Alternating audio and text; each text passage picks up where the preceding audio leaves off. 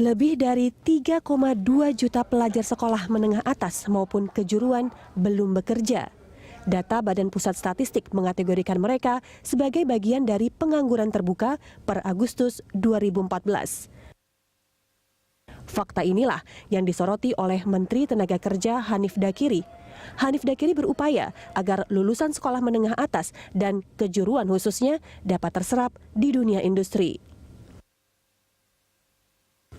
Demi terwujudnya angkatan kerja di usia produktif yang tentunya berkualitas, Kementerian Tenaga Kerja bersinergi dengan Kementerian Pendidikan dan Kebudayaan. Dua kementerian itu membagi tugas guna meningkatkan kompetensi sumber daya manusia Indonesia.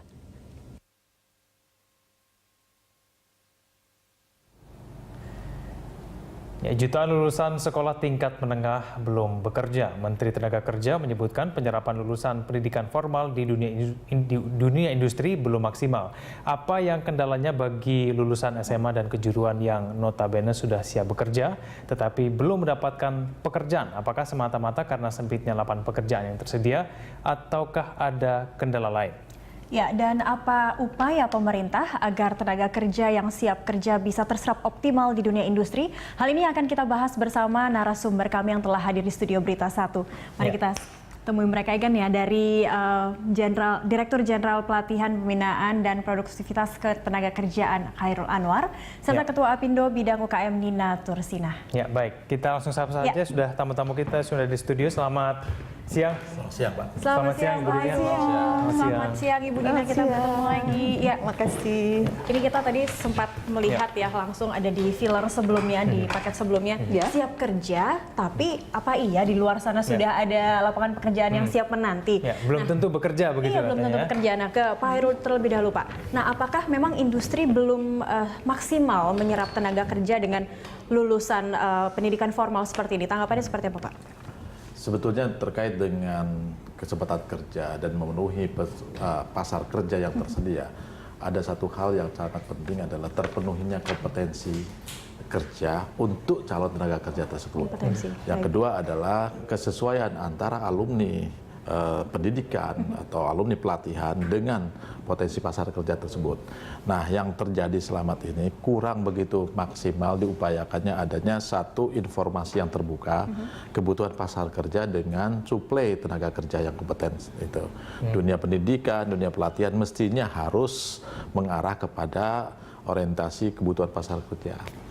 Tapi ini kalau misalnya ada 15% nih, ini belum terserap secara maksimal nih dari SMK. Ini kalau menurut Pak, ini bagaimana sih ini kenapa gitu? Penjelasan seperti apa, Pak? Ya, pada kenyataannya di lapangan yang kami lihat memang belum seluruh lembaga pelatihan, lembaga pendidikan memenuhi suatu kriteria kredibilitas satu lembaga pendidikan atau lembaga pelatihan. Kita tahu bahwa dunia pendidikan yang dikelola oleh dunia swasta, mayoritas yang banyak itu SMK juga masih belum memenuhi standar minimal satu lembaga pelatihan. Oleh karena itu, lembaga pendidikan maksudnya. Oleh karena itu, perlu ada satu sinergi antara Kemendikbud dengan Kemenaker, seperti yang Pak Menteri kami sampaikan. Perlu ada sinergi bagaimana kita memaksimalkan potensi yang kita miliki dengan potensi yang dimiliki oleh dunia pendidikan. Inilah yang sedang kita terus galang dan kita terus maksimalkan. Sebagai misal, ketika masa-masa pendidikan menjelang akhir pendidikan, anak-anak SMK kita tarik untuk masuk di PLK untuk mengikuti pelatihan sesuai dengan kejuruan atau bidang studinya. Ini fasilitas yang kita berikan untuk memberikan pembekalan kompetensi bagi anak-anak SMA. Nah, ini Bu Nina, kalau kita membahas soal kompetensi dan juga lapangan kerja yang tersedia. Nah, Ibu Nina dari pihak melihat dari UKM dan yang menjerap atau yang sebagai user ya seperti itu kita katakan yang menggunakan tenaga kerja.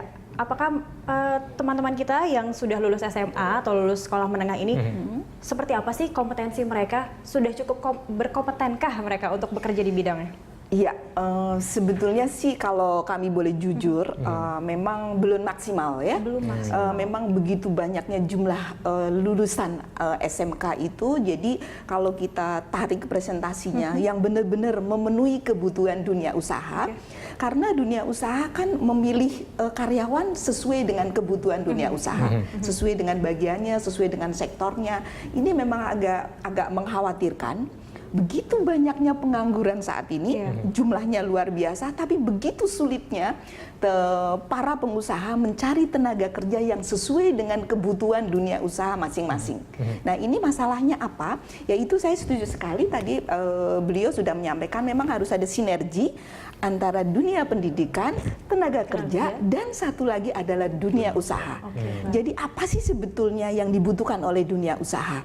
Misalnya SMK, sebetulnya SMK dulunya diciptakan, kenapa ada SMK? Karena untuk memenuhi dunia usaha, anak-anak yang lulus SMK seharusnya siap pakai. Begitu lulus langsung bisa bekerja. Dan juga bidang usaha yang lebih spesifik yang dibutuhkan oleh user ya Ibu ya? Sangat pas sekali ketika memang benar-benar anak-anak ini dipersiapkan sesuai dengan cepatnya perkembangan dunia usaha. Jadi jangan sampai anak-anak lulusan misalnya dari jahit-menjahit, tapi ketika kita serap, dia tidak siap. Ternyata apa yang diberikan dari pendidikan itu sudah ketinggalan, seperti mesin-mesinnya, terus jadi trendsnya juga. Jadi memang ini perlu berjalannya senada seirama sehingga benar-benar terserapnya maksimal. Makanya pendidikannya juga harus update seperti itu ya, pemirsa.